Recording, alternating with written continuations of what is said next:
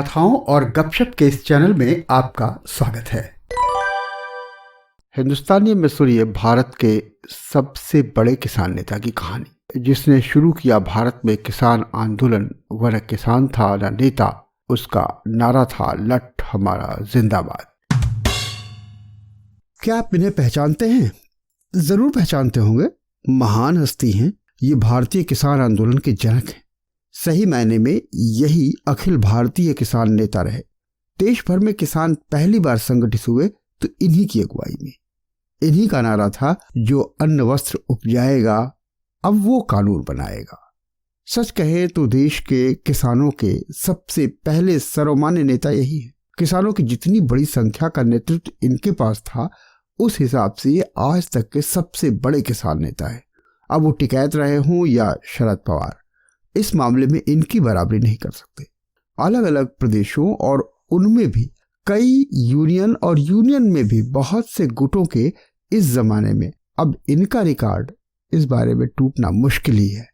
क्या हुआ अगर ये किसान जैसे नहीं दिखते? इनकी वेशभूषा किसानों जैसी नहीं है, कपड़े लत्ते से किसान नहीं लगते, न हाथ में लठ है न सिर पर पगड़ी, पर नारा तो इनका ही था, लठ हमारा जिंदाबाद। सही बात है कि इन्होंने जीवन में कभी किसानी नहीं की।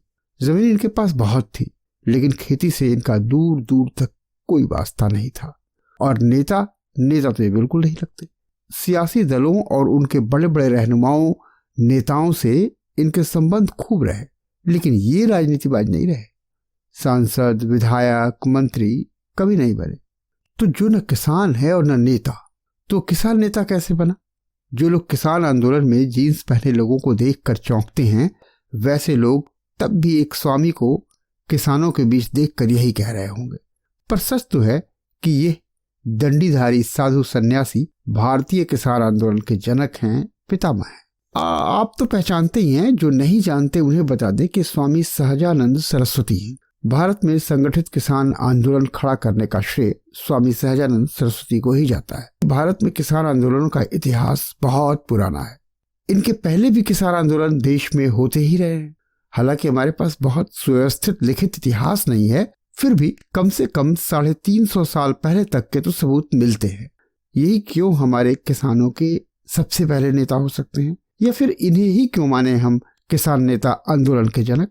इसके लिए आपको थोड़ा इतिहास पढ़ना पड़ेगा। देश की नई पुरानी सामाजिक राजनीतिक स्थिति को समझना होगा। गूगल जिंदाबाद। पर अभी के लिए इतना जरूर जान लें कि अखिल भारतीय किसान सभा का गठन कर समूचे देश के किसानों को एकजुट कर पहली बार संगठित किसान आंदोलन के जरिए सरकार की नींद उड़ाने का गौरव इन्हीं के नाम पर जाता है। स्वामी जी के बाद कोई ऐसा किसान नेता पैदा नहीं हुआ जो चुनावी राजनीति से दूर रहकर सिर्फ किसानों की बात करे। बाकी तो आंदोलन बहुत हुए हैं। दंडी सन्यासी और फिर कट्टर किसान नेता बनने की भी अजब कहानी है इनकी। आगे बढ़ने से पहले आपसे रिक्वेस्ट है कि प्लीज अपने इस चैनल को सब्सक्राइब कर लें, ताकि हमारी हर अपडेट पहुंचे सबसे पहले आप तक। ये उत्तर प्रदेश के गाजीपुर जिले के एक कनौजिया ब्राह्मण के जिझौतिया परिवार में पैदा हुए। जल्द ही माँ स्वर्गवासी हो गई तो चाची ने पाला। पिता कर्मकांडी थे, लेकिन किसानी भी करते थे। पिता के पास जमीन इतनी ज्यादा थी कि इनके पिता को भूमिहारों वाला उपनाम दिया गया, राय। कुछ लोग इन्हें भी भूमिहार गिनते हैं, पर ये थे नहीं। दो बातें इनके पिता ने इनके बचपन में ही भांप ली थी। एक तो बेहद ज़हीन थे। 6वीं की परीक्षा में ये पूरे प्रांत की मेरिट लिस्ट में अंडर 10 थे। दूसरे, दुनियादारी से ये कोई मतलब नहीं रखते थे, बल्कि अध्यात्म की ओर झुकाव था। पिता ने 16वां लगते ही शादी कर दी, ताकि कहीं घर बार न त्याग दें। बरस भर में पत्नी भगवान को प्यारी हो गई तो एक दिन काशी जाकर सन्यास ले ही लिया, और फिर बरस भर बाद शंकराचार्य के संप्रदाय में एक दंडीधारी स्वामी के रूप में दीक्षित भी हो गए। एक दंडीधारी सन्यासी को दुनिया के झमेलों से क्या लेना, लेकिन आजादी की लड़ाई में वे तटस्थ न रह सके। स्वामी जी ने मेरा जीवन संघर्ष में लिखा है, साधु सन्यासी लोग तो स्वामी बनके अपनी अकेले की ही मुक्त के लिए एकांतवास करते हैं, लेकिन मैं ऐसा हरगिज नहीं कर सकता। इतने सारे दुखियारों को छोड़कर मुझे सिर्फ अपनी मुक्ति नहीं चाहिए, मैं तो इन्हीं के साथ रहूंगा और मरूंगा जीऊंगा। स्वामी सहजानंद महात्मा गांधी के असहयोग आंदोलन से जुड़े और बिहार में घूम घूम कर उन्होंने अंग्रेजी राज के खिलाफ अलग जगाई। इसी दौरान उन्होंने मालगुजारी के लिए सरकारी मुलाजिमों का आतंक और असभ्यता भी देखा। ऐसे में किसानों के लिए उन्होंने कुछ करने की ठानी। किसानों को आवाज दिया, मालगुजारी अब नहीं भरेंगे, लठ हमारा जिंदाबाद। 1936 में कांग्रेस के लखनऊ अधिवेशन में अखिल भारतीय किसान सभा की स्थापना हुई। स्वामी जी को इसका पहला अध्यक्ष चुना गया। हालांकि वे किसानों के बीच सन 27 से भी पहले से सक्रिय थे। आंदोलन और संगठन के विस्तार के साथ पटना के समीप बिहटा में एक आश्रम भी स्थापित किया। यहीं से कामकाज सारा चलता था। ये सीताराम आश्रम आज भी है। स्वामी सहजानंद जी का मानना था कि सत्ता संस्थाएं अपने मूल उद्देश्यों से भटक चुकी। ये तमाम संस्थाएं जन विरोधी पूंजीपतियों के हाथों की कठपुतली मात्र बनी हुई हैं। अगर शासन में मजदूर किसानों का प्रभावी दखल बनाना है तो इसके लिए क्रांति आवश्यक है। क्रांति की मुराद व्यवस्था परिवर्तन से है। व्यवस्था परिवर्तन की लड़ाई तब तक जारी रखनी चाहिए जब तक शोषक राज सत्ता का खात्मा ना हो जाए।